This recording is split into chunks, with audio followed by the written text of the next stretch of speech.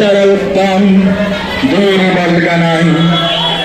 পৃথিবী বিশাল তারা জানিয়াছে, আকাশের সীমা নাই, ঘরের দেওয়াল তাই ফেটে চলছে। আজ এই অগ্নি আখরে লেখা যার নাম, সেই সুভাষচন্দ্র বসুর 128তম জন্মদিবস এবং 127তম জন্মবার্ষিকী। আজ থেকে 127 বছর আগে এই দিনটাতে 1897 সাল জন্মগ্রহণ করেছিলেন বাংলার বীর নায়ক সুভাষচন্দ্র বসু। যদিও জন্মগ্রহণটা তার হয়েছিল বাংলার বাইরে। আমরা আর সেই মহান জীবনের এই 127তম জন্মবার্ষিকীতে এবং 128তম জন্মদিবসে তাকে শ্রদ্ধা জানাতে এই বালিটিগড়ি মুক্তানন্দ হাই স্কুলে সমবেত হয়েছি। এই শ্রদ্ধা জানানোর ক্ষেত্রে প্রথম যেটা আমি তোমাদের থেকে দাবি করব সেটা হচ্ছে নীরবতা। তোমরা চুপ করে থাকো। তোমরা জানো এরপরে সাংস্কৃতিক অনুষ্ঠানের পরে একটি অঙ্কন প্রতিযোগিতা আছে। আমরা দ্রুত সেই অঙ্কন প্রতিযোগিতায় যাবার চেষ্টা করব। খুবই সংক্ষিপ্ত এই সাংস্কৃতিক অনুষ্ঠান। তোমরা কোনো কথা বলবে না। বাইরে যারা আছো নিজেদের মধ্যে কথা বলবে না। বন্দে মাতরমের কথা তোমরা জানো। বন্দে মাতরম আমাদের জাতীয় সঙ্গীত। আর জনগণ মন যেটা আমরা গাই সেটাকে জাতীয় স্তোত্র বলা।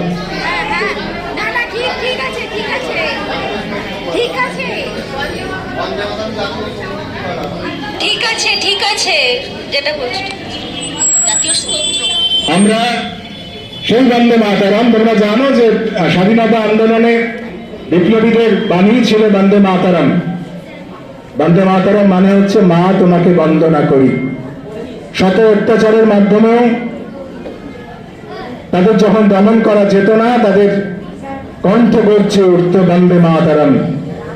এই বন্দে মাতরম গান যেটা আমরা গাই জাতীয় সঙ্গীত হিসেবে, ন্যাশনাল সং বলা হয়, সেটা বঙ্কিমচন্দ্রের লেখা। সেই গান দিয়ে আজকের অনুষ্ঠান শুরু হচ্ছে। আবার বলছি, চুপ করে থাকো, হ্যাঁ, কথা বলো না।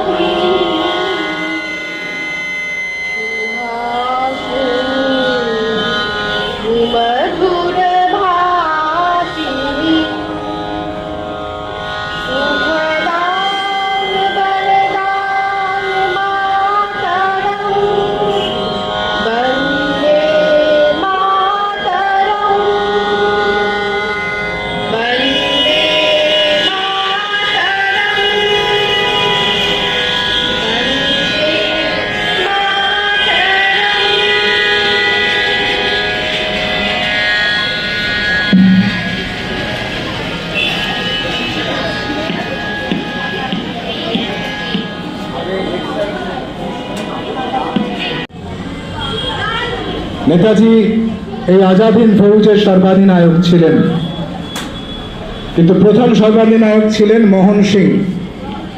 ভারতের বাইরে সিঙ্গাপুরে বিপ্লবী রাসবিহারী বসু তার উদ্যোগে বিদেশিদের হাতে, জাপানের হাতে আমাদের যেসব বন্দী সেনারা ছিলেন তাদের নিয়ে এই Azad Hind Fauj Indian national army বা আইএনএ গঠিত হয় 1942 সালের 1 সেপ্টেম্বর। 1942-এর 1 সেপ্টেম্বর তখন এর সর্বাধিনায়ক ছিলেন মোহন সিং। পরে রাসবিহারী বসু সুভাষচন্দ্র বসুকে ডেকে পাঠান এবং 1943 সালের 21 জুলাই সুভাষচন্দ্র বসু এই আজাদ হিন্দ ফৌজের সর্বাধিনায়ক হন এবং তার মৃত্যু হয়েছে আমরা বিশ্বাস করি না, কিন্তু আজাদ হিন্দ ফৌজ যতদিন ছিল ততদিন তিনিই ছিলেন সর্বাধিনায়ক। এই আজাদ হিন্দ ফৌজের একটা অত্যন্ত প্রিয় গান যেটা তাদের উদ্বুদ্ধ করত, নেতাজির অত্যন্ত প্রিয় গান কদম কদম বাড়ায় যা, সেই গানটা আমরা এবার শুনবো।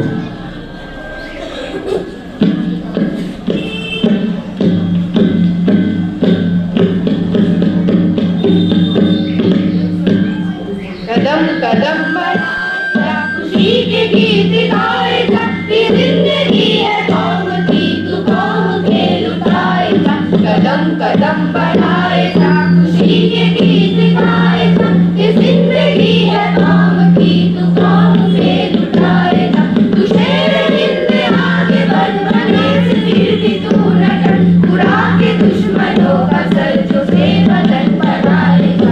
शेर हिंद आगे बढ़ बने से फिर भी तू न डर, बुरा के दुश्मनों का सर जो से बदन बढ़ाए जा। कदम कदम बढ़ाए जा खुशी के गीत गाए जा, ये जिंदगी है कौम की तू कौम पे लुटाए जा। कदों में भी पुकार के कभी निशान संभाल के जान के लहराए जा कदों में भी पुकार के कभी निशान संभाल के लाठील में डाल के लहराए जा कदम कदम बढ़ाए जा खुशी के गीत गाए जा, ये जिंदगी है कौम की तू कौम पे लुटाए जा। कदम कदम बढ़ाए जा खुशी के गीत गाए जा, ये जिंदगी है कौम की तू कौम पे लुटाए जा।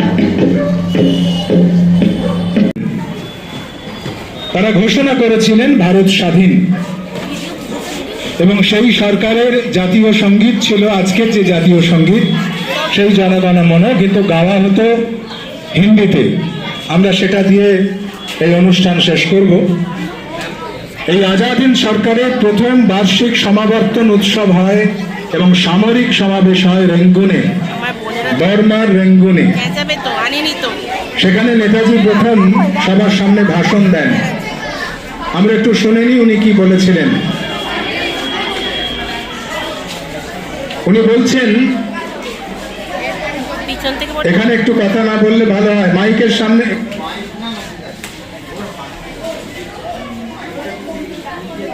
কি বলছেন দেখো, আজাদ হিন্দ ফৌজের সর্বাধিনায়ক হিসেবে নেতাজি বলছেন, তোমাদের জন্য কোনো প্রতিশ্রুতি আমি দিচ্ছি না, প্রতিশ্রুতি দিচ্ছি তোমাদের অজাত সন্তান সন্ততিকে, তাদের স্বাধীনতা দেব আমি, বিনিময়ে চাইছি আজ তোমাদের বুকের রক্ত। বন্ধুগণ, সৈন্যগণ, আমাদের রণনীতি হবে দিল্লি চলো, চলো দিল্লি। জানি না আমরা কতজন এই মুক্তি সংগ্রাম সমুদ্র অতিক্রম করে সশরীরে ভারতবর্ষে গিয়ে পৌঁছব, কিন্তু এ কথা ধ্রুব সত্য যে আপনার আমার মৃত্যু হলেও অন্তিমে আমাদের বাহিনী জয়যুক্ত হবেই। আমাদের রণক্লান্ত অবশিষ্ট সেনাদল ব্রিটিশ সাম্রাজ্যের মহাশ্মশান অতিক্রম করে অচিরেই একদিন দিল্লির লাল কেল্লায় বিজয়কে কান ওড়াবে। আমি শুধু এই প্রতিশ্রুতি দিতে পারি যে সুখে দুঃখে আনন্দে বিষাদে পরাজয়ে বিজয়ে সর্বাবস্থায় আমি আপনাদের পাশে পাশে থাকব। আপাতত আমি আপনাদের ক্ষুধা তৃষ্ণা দৈহিক যন্ত্রণা দুঃসহ অভিযান এবং শহীদের মহামৃত্যু ছাড়া আর কিছুই দিতে পারছি না। আমাদের মধ্যে কে কে যুদ্ধাবসানে বেঁচে থেকে স্বাধীন ভারতবর্ষকে দেখতে পাবে সেটা বড় কথা নয়। সবচেয়ে বড় কথা হচ্ছে শতাব্দী শৃঙ্খলিতা ভারত জননী স্বাধীন হবেনি, আর সেই আজাদী অর্জনে আমরা আমাদের শেষ রক্তবিন্দু পর্যন্ত অকপটে দান করে যাব। ঈশ্বর তুমি আমাদের আশীর্বাদ করো, আমরা যেন মাথা উঁচু রেখে মৃত্যুবরণের শৌর্য থেকে বঞ্চিত না হই। জয় হিন্দ বলে নেতাজি সবসময় অনুষ্ঠানটা যে কোনো বক্তৃতা শেষ করতেন, এবং জয় হিন্দ ছিল আজাদ হিন্দ বাহিনীর একটি স্লোগান। আমি ডেকে নেব সৌম্যকে, এরপর ছাত্রছাত্রীদের পক্ষ থেকেও নেতাজি সম্বন্ধে দু এক কথা বলবে।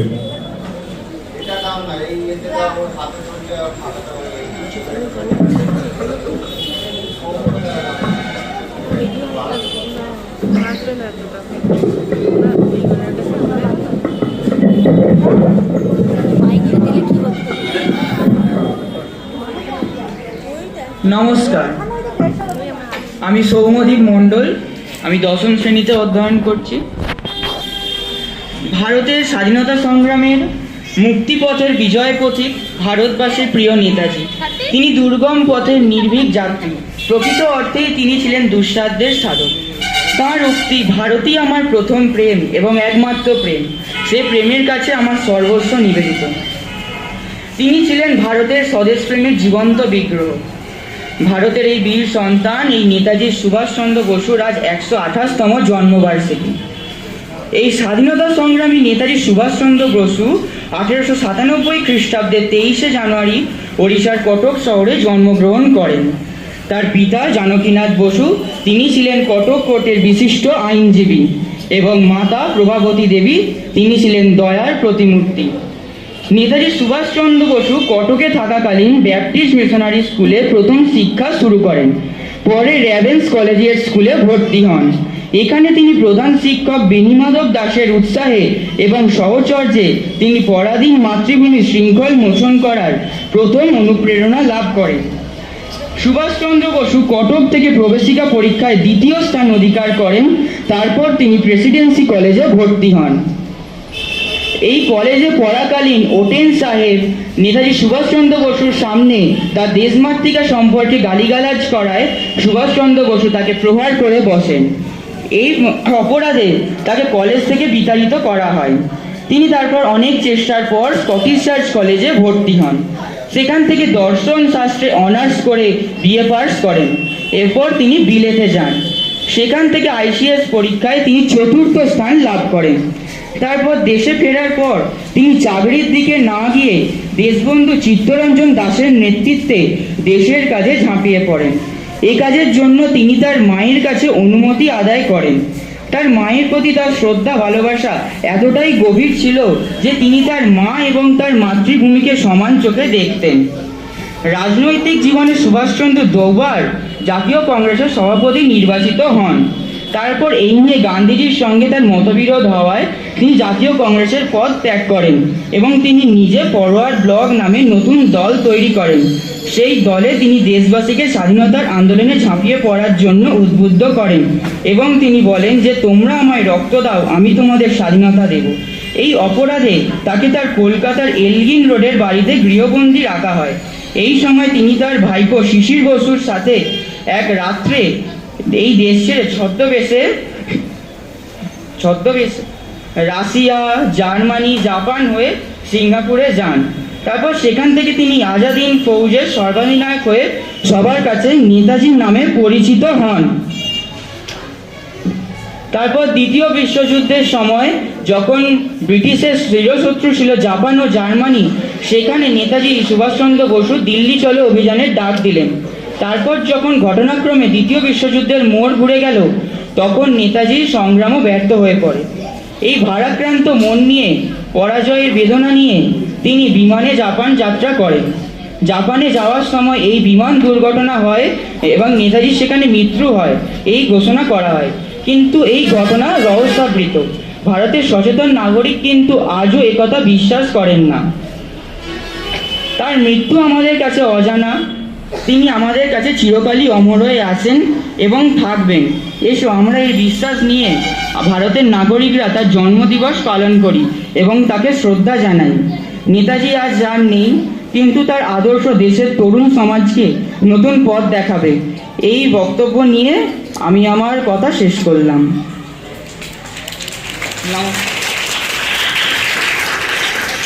সৌম্য খুব ভালো বলেছে। আমি শুধু একটা জায়গায় একটু দাসকে একটি 16ই ফেব্রুয়ারি আর একটি 2রা মার্চ, দুটোতেই তিনি বলছেন যে আমি দেশের কাজে যেতে চাই, আপনি ঠিক করুন আমাকে কোথায় কাজে লাগাবেন, কি কি কাজ করা যেতে পারে সেটাও তিনি বলছেন। তিনি বলছেন কংগ্রেসের এমন কিছু স্বেচ্ছাসেবক দরকার যারা শুধু রিসার্চ করবে, দেশের মানুষের অবস্থাকে জানবে, আমাদের জানাবে। তিনি বলছেন যে স্বরাজ পত্রিকা, চিত্তরঞ্জন দাস তখন প্রকাশ করতেন, সেই স্বরাজ পত্রিকার সম্পাদকীয় মণ্ডলীতে আমি কাজ করতে পারি। সম্ভবত স্বরাজটা হিন্দি এবং ইংরাজি দুটোতেই বেরোবার একটা চেষ্টা হচ্ছিল। আরও অনেক কথা তিনি সেখানে বলছেন, এবং সেখানে বলছেন যে আপনাকে এই চিঠিটা আমি সরাসরি পাঠাচ্ছি না, আমি পত্রবাহকের মাধ্যমে পাঠাচ্ছি, কারণ এরা তো আমার চিঠিটা দেখবে। আমি এখন সরকারি চাকরি করি, উনি ছিলেন আইসিএস প্রফেশনাল, মানে তখনও একটা চাকরিরই মতন। উনি বলছেন সেটা, যে এই চাকরি করতে করতে আমি এসব কথা লিখতে পারি না, আপনি দয়া করে এই খবরটা কাউকে দেবেন না, কাউকে বলবেন না, আমি চাকরি ছেড়েই যাব। আমি দুজনকে মাত্র জানিয়েছি এ পর্যন্ত, একজন আমার দাদা আর একজন আমার বাবা, এই দুজনকে আমি জানিয়েছি। তাদের একেবারে মত নেই তা নয়, কিন্তু আমি জানতে চাইছি আমি কি করব, এটাকে একদম স্থির করে দেশে যেতে চাইছি। মানে তিনি দেশে এলেন তারপর ভাবলেন, এরকম ব্যাপারটা একেবারেই ছিল না। তিনি একদম স্থির করতে চাইছেন যে আমাকে বলুন আমি ঠিক কি কাজে লাগবো। যাই হোক, সৌম্যকে অনেক ধন্যবাদ। তোমরা নেতাজির সম্বন্ধে আরও অনেক জানবে, এখন তো বিভিন্ন জায়গা থেকেই জানা যায়। একটি খুব বিখ্যাত বই আছে আমাদের লাইব্রেরিতে, আছে নেই, এটা দেখতে হবে, নেতাজিরই লেখা তরুণের স্বপ্ন। আমি সেখান থেকে আর একটা অংশ পরে পড়ব। আপাতত আমি শিক্ষক রাজু শেখ মহাশয়কে আসতে অনুরোধ করছি মঞ্চে, উনি দু এক কথা বলবেন। আবারও বলছি, চুপ করে শোনো, খুব বেশিক্ষণের ব্যাপার নেই, আর হয়তো বেশি হলে 10-15 মিনিট। একটু মনটা রাখো, তাতে তোমাদেরই লাভ আছে।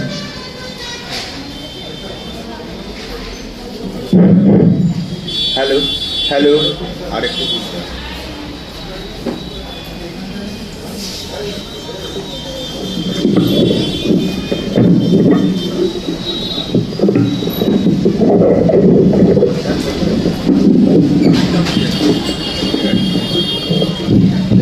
Hello hello. আজকে নেতাজির 128তম জন্মদিবসে আমরা বাল্টিগুড়ি মুক্তারাম দে হাই স্কুলের সকলেই সমবেত হয়েছি। প্রথমেই আমরা আমাদের প্রধান শিক্ষক মহাশয় ববি স্যারকে আমার শ্রদ্ধা এবং তোমাদের ভালোবাসা দিয়ে আমরা নেতাজি সম্পর্কে দু এক কথা স্মৃতিচারণ করব। আসলে যার সম্পর্কে বলবো তার সম্পর্কে যতই বলি কোনো কথাই শেষ হয় না বা শেষ করা যায় না, কিন্তু আমাদের একটা অনুষ্ঠানের মধ্যে সীমিত সময়ের মধ্যেই কিন্তু তার সম্পর্কে স্মৃতিচারণা করতে হবে। তার জন্যেই আমরা আজকে যে বক্তব্য, সংক্ষিপ্ত বক্তব্য রাখবো, সেটা একটু মন দিয়ে তোমরা শুনবে। নিশ্চয়ই নেতাজি সম্পর্কে আমরা অনেকেই অনেক কথা জানি বা সাধারণত সেগুলো আমরা শুনে থাকি বা পড়েওছি বইয়ে। আমরা তার মধ্যেই আমরা কিছুটা তাকে স্মরণ করার চেষ্টা করব তার এই জন্মদিবসে। চলো দিল্লি পুকার के कौमी निशान संभाल के लाल किले गाड़ो के लड़ाइए जा कदम कदम बढ़ाए जा। कदम कदम बाड़िয়েও आज़ादी সেনারা দিল্লি পৌঁছতে পারেনি ঠিকই, কিন্তু ভারতের স্বাধীনতা আন্দোলনে নেতাজি সুভাষচন্দ্র বসু ও আজাদিন বাহিনীর অবদান ভারতের ইতিহাসের পাতায় চিরকাল স্বর্ণাক্ষরে লেখা থাকবে। ভারতের স্বাধীনতা আন্দোলনের ইতিহাসে তিনি ছিলেন বিশাল জ্যোতিষ্কের ন্যায় চিরভাস্বর হয়ে থাকবেন। দুঃসাধ্যের সাধক, দুর্গম পথের নির্ভীক যাত্রীকে বিশ্বকবি রবীন্দ্রনাথ ঠাকুর আশীর্বাদ করে বলেছিলেন, সুভাষচন্দ্র বাঙালি কবি আমি, বাংলাদেশের হয়ে তোমাকে দেশনায়ক পদে বরণ করি। এহেন দেশনায়ক বীর পুরুষ সুভাষচন্দ্র 1897-এর 23শে জানুয়ারি ব্রিটিশ শাসিত ভারতবর্ষের অন্তর্গত বাংলা প্রদেশের উড়িষ্যা বিভাগের কটকের ওড়িয়াপাড়ায় বেলা 12:15 এক বিখ্যাত কায়স্থ পরিবারে তিনি জন্মগ্রহণ করেন। তার মাতা ছিলেন প্রভাবতী বসু, যিনি বিয়ের আগে দত্ত ছিলেন উত্তর কলকাতার হাটখোলার দত্তবাড়ির কন্যা এবং পিতা ছিলেন বিশিষ্ট আইনজীবী জানকীনাথ বসু, দক্ষিণ 24 পরগনা জেলার বিখ্যাত মাহিনগরের বসু পরিবারের সন্তান।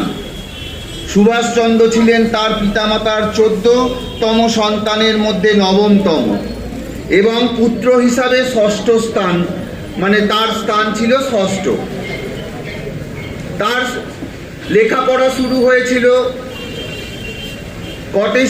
কটকের প্রোটেস্ট্যান্ট স্কুল থেকে এবং কটকের র্যাভেন্স কলেজিয়েট স্কুল, কলকাতা বিশ্ববিদ্যালয়, Presidency college, Scottish church college, এগুলো ছিল তার শিক্ষা জীবনের বিচরণ ক্ষেত্র।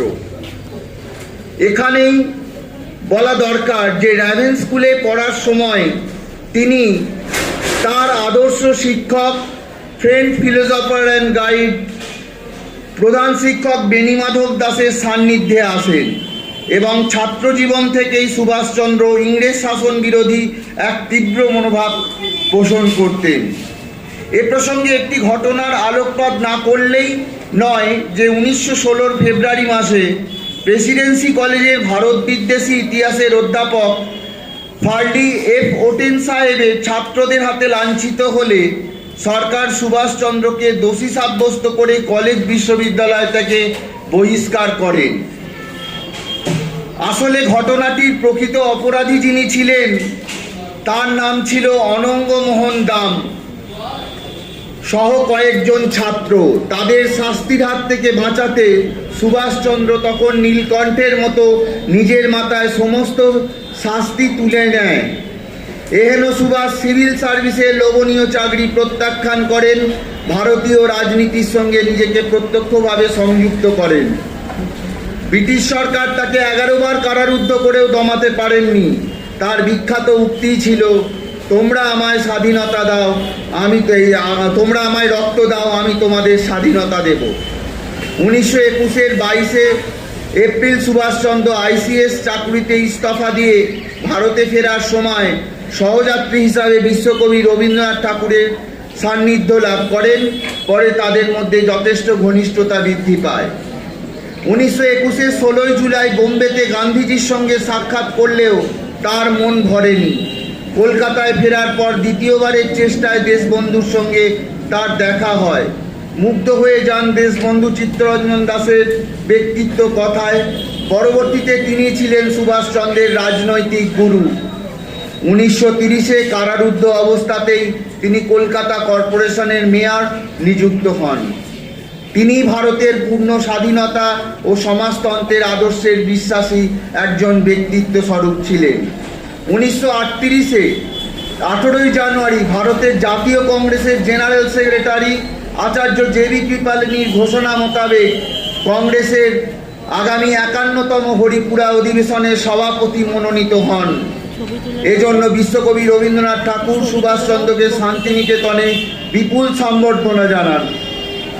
1939-এর 30 জানুয়ারি মধ্যপ্রদেশের ত্রিপুরী কংগ্রেসের গান্ধীজি সমর্থিত প্রার্থী পট্টবী সীতারামাইয়াকে 203 ভোটে তিনি পরাজিত করে দ্বিতীয়বার কংগ্রেস সভাপতির পদ লাভ করেন।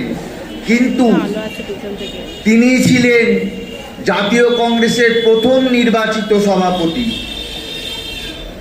এরপর তাকে নানা কাজে অসহযোগিতা করা হলে, তার কাজে বাধা দান করলে তিনি কংগ্রেস সভাপতি পদ থেকে পদত্যাগ করেন এবং সেই সময়কার যিনি কার্য পরিচালনার দায়িত্বে ছিলেন, বিশেষ করে সরোজিনী নাইডুর হাতে তিনি পদত্যাগপত্রটি তুলে দেন। এরপর বিনা ভোটে ডক্টর রাজেন্দ্র প্রসাদ কংগ্রেস সভাপতি হয়েছিলেন। 1939-এর 3 মে কংগ্রেসের অভ্যন্তরেই তিনি ফরওয়ার্ড ব্লক দল তৈরি করেছিলেন, কিন্তু সেখানেও যথেষ্ট সাড়া তিনি না পাওয়ায় পরবর্তীকালে এ ধরনের কাজের সঙ্গে যুক্ত থাকার কারণে তাকে কংগ্রেস থেকে বহিষ্কৃত করা হয়। শেষ পর্যন্ত 1940-এর 18 জুন তিনি ফরওয়ার্ড ব্লক নামে একটি দল স্বতন্ত্র বা নিজের উদ্যোগে তিনি এটা তৈরি করলেন। সুভাষচন্দ্র নিজেই ছিলেন এই দলের সভাপতি এবং সহসভাপতি হন শার্দুল সিং কভিস। এই সময় দ্বিতীয় বিশ্বযুদ্ধের দামামা বেজে ওঠে। সুভাষচন্দ্র পেয়ে যায় এক প্রত্যাশিত সুযোগ। কারণ তিনি বরাবরই বিশ্বাস করতেন যে গান্ধীজি যে নরমপন্থী নীতি নিয়ে ব্রিটিশদের সঙ্গে লড়াই করার চিন্তা ভাবনা করতেন, তিনি সেই ভাবনার সঙ্গে একাত্ম হতে পারেনি কখনোই। তিনি ভেবেছিলেন